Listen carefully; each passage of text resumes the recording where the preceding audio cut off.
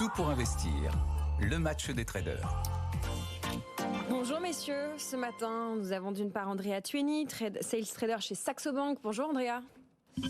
Et puis notre bordelais, Mathieu Serron, trader pour compte propre. Messieurs, on est en dessous d'un plafond de verre, en dessous des 8000 points depuis plusieurs séances. Chaque jeudi, quand on se parle, on est toujours en dessous, à quelques pouillèmes de ce seuil. Qu'est-ce qu'on fait aujourd'hui en attendant Christine Lagarde? Qu'est-ce que vous allez faire et que vous pouvez partager avec nous, investisseurs non professionnels? Peut-être Andrea pour démarrer.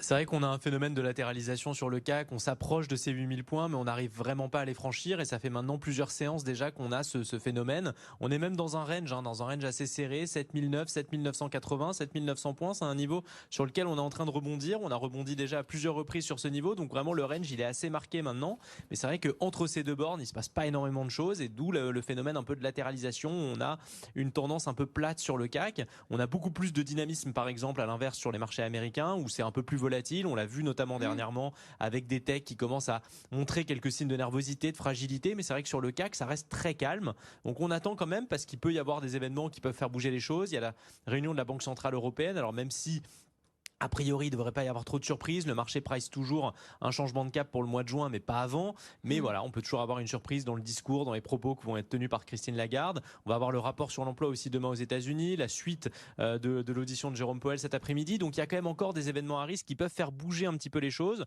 On a vu qu'on est revenu en bas du range, donc on a testé justement ce support à 7009. Il faut voir justement s'il tient. S'il tient, on a de fortes chances de rester encore une fois dans ce range 7009, 7980. Donc il faudra vérifier un petit peu si on arrive à le casser ou pas. Si on le casse sous les 7009, on a des niveaux tels que 7875, 7812. La première zone d'alerte, la vraie zone d'alerte, elle est vers 7550. Donc c'est là où il y aurait vraiment une vraie cassure de tendance, une remise en cause du trend haussier. Mais tant qu'on est au-dessus de ce niveau, on a toujours le potentiel d'aller chercher potentiellement ces 8000 points, mais avec des appuis possibles, 7009, 7875, 7812. Voilà, c'est des niveaux qui peuvent servir d'appui pour le CAC. On reste quand même sur une dynamique positive.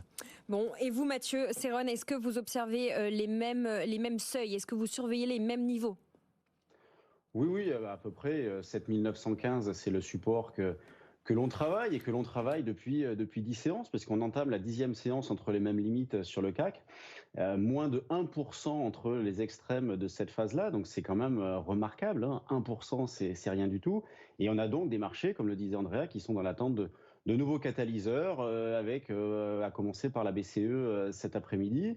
Maintenant que les résultats d'entreprise touchent à leur fin, et d'ailleurs nous aurons Vivendi, qui sera la dernière valeur du CAC à publier ce soir, les marchés cherchent un nouveau carburant. Et puis quand on voit les publications de ce jour, là on est bien obligé de parler de Téléperformance quand même, qui est le gadin de l'indice, qui perd actuellement 18%. Même si le DG était sur votre antenne ce matin pour tenter de rassurer, eh bien, les investisseurs n'en veulent décidément plus. Elle avait été attaquée il y a pas si longtemps que ça. Là, 18%, malgré de bons résultats. C'est ça qui est terrible. On a des résultats, un chiffre d'affaires 2023 en hausse de 5%, une marge opérationnelle qui est quand même assez intéressante aussi. Mais voilà, les investisseurs ne croient plus tellement dans le modèle de Téléperformance, on dirait, concurrencé par l'IA. Donc, pour en venir au CAC, eh bien, en termes de trading, il faut continuer à payer les replis. Bien évidemment, on a tous conscience que le CAC et même les marchés américains s'essoufflent un petit peu, mais pour l'instant, il n'y a pas de signe annonciateur d'un retournement en arrière. Il faudrait au moins casser 7850. On pourrait considérer que voilà, l'essoufflement va peut-être peut-être se transformer en retournement si jamais on cassait les 7850.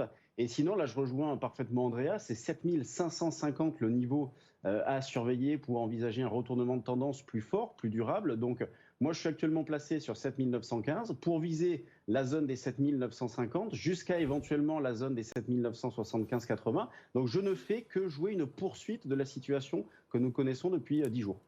On joue la poursuite de la situation avec vous, Mathieu Serron. Merci beaucoup à tous les deux. Merci Andrea Tueni du côté de chez Saxo.